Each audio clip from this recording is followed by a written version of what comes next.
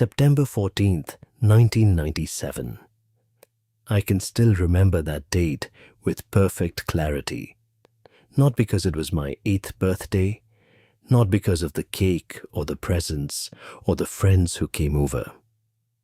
I remember it because that was the day my grandmother gave me Molly, the doll with the cracked porcelain face and the glass eyes that seemed to follow you across the room.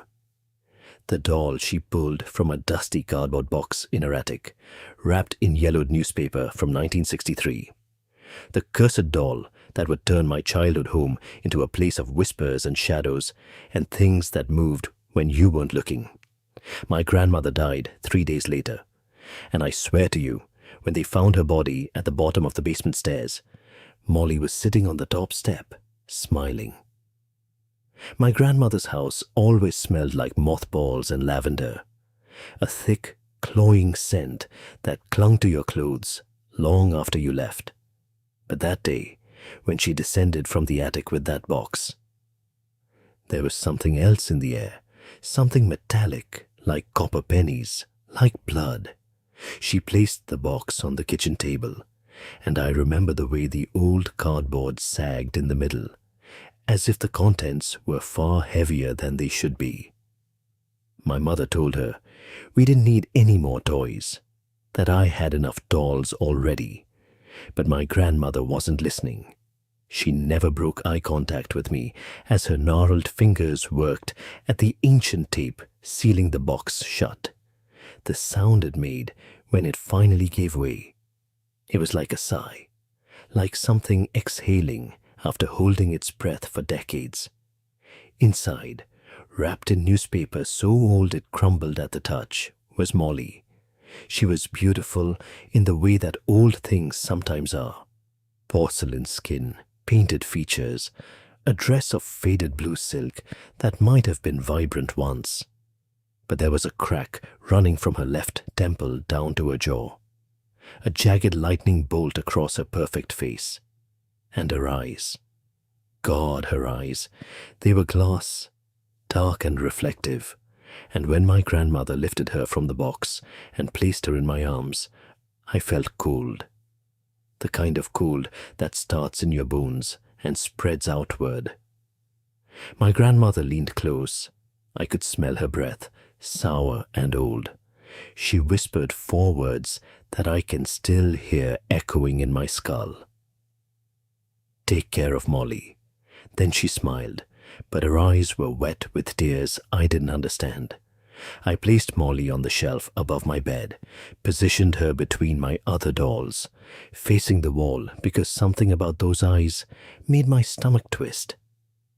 I remember lying in bed that night, staring at her back, at the intricate lace of her antique dress. The house was quiet, too quiet. You know that silence that feels like it's waiting for something? That's what filled my room. At 2:17 in the morning, I woke to the sound of breathing, not my own. Slow, measured breaths coming from somewhere in the darkness.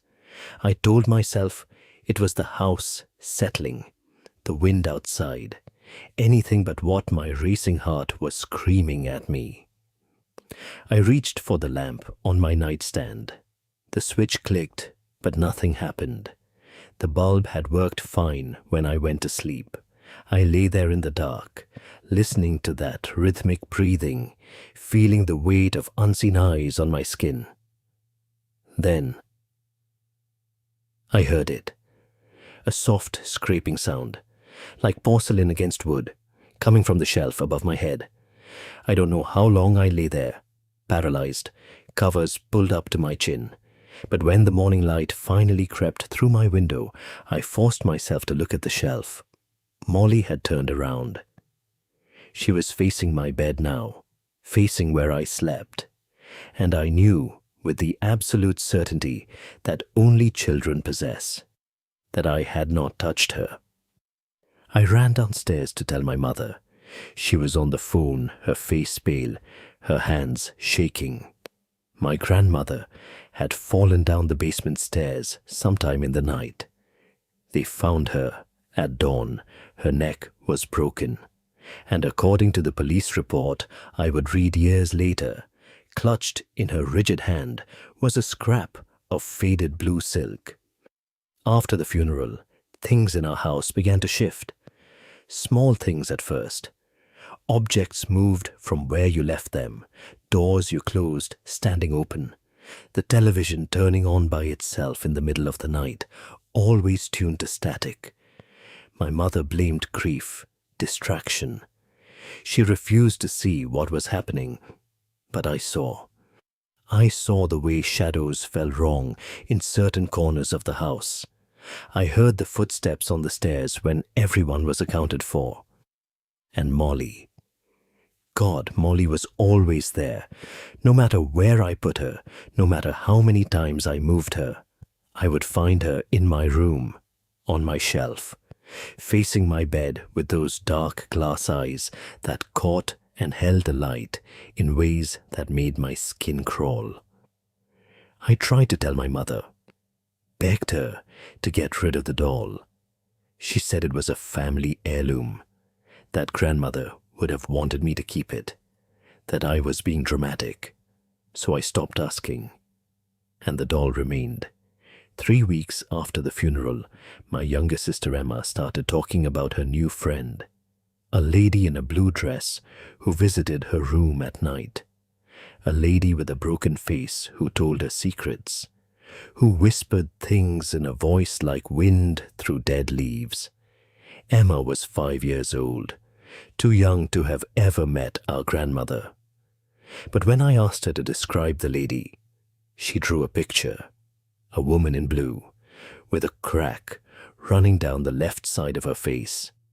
My blood turned to ice water, because I had hidden Molly in the basement the day before, locked her in an old trunk behind the water heater, where no one ever went. But that night, when I checked Emma's room while she slept, there was Molly, sitting on the windowsill. Her dress seemed darker somehow. The crack in her face seemed deeper. And for just a moment, I could have sworn I saw her porcelain chest rise and fall, as if she were breathing. The accident started in October, small ones initially.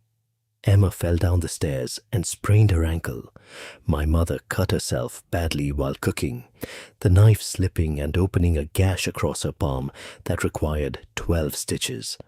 Our dog, Max, who we'd had for 6 years, refused to come into the house anymore.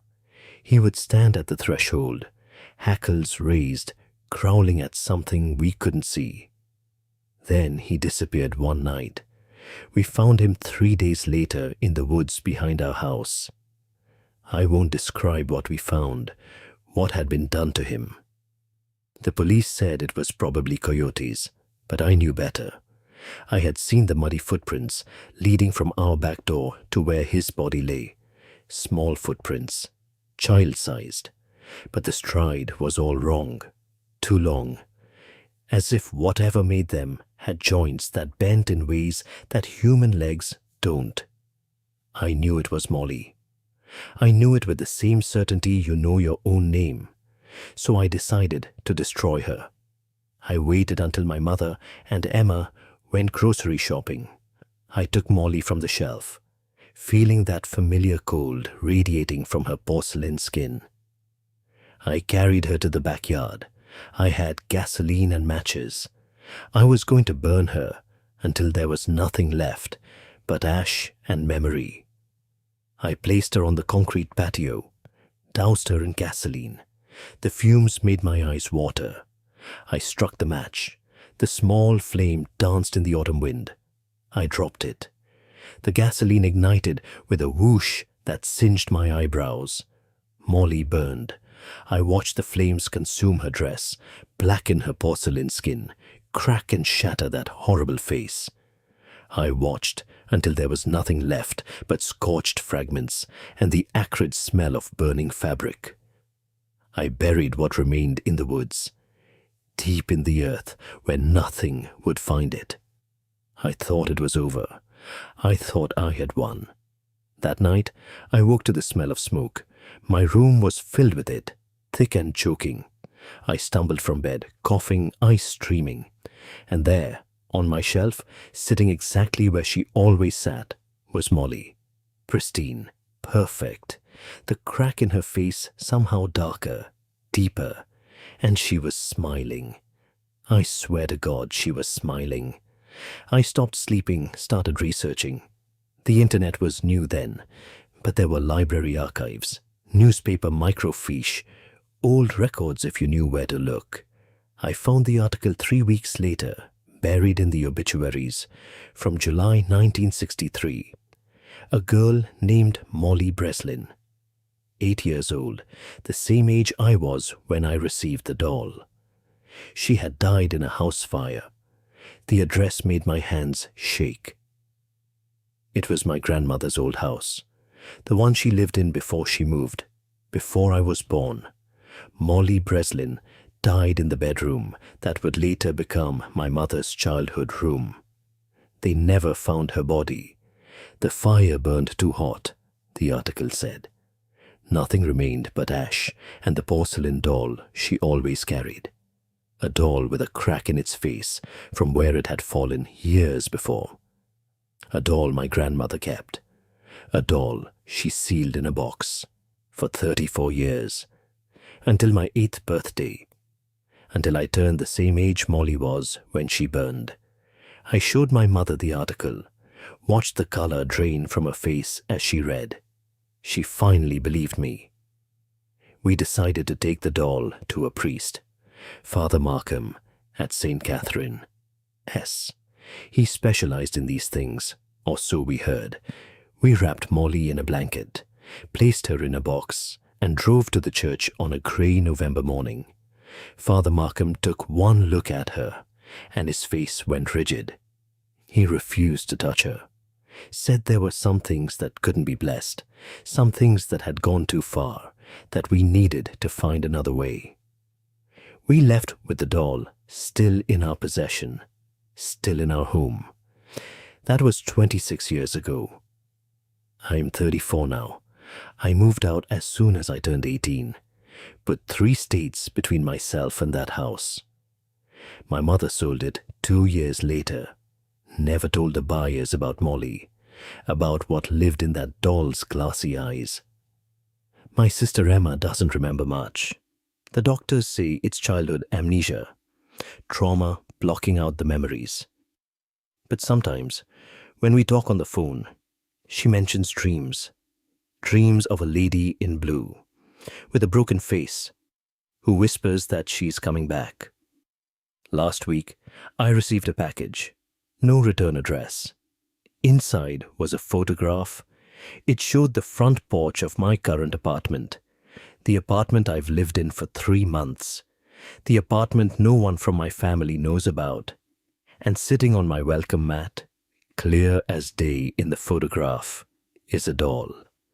A porcelain doll in a blue dress, with a crack running down the left side of her face.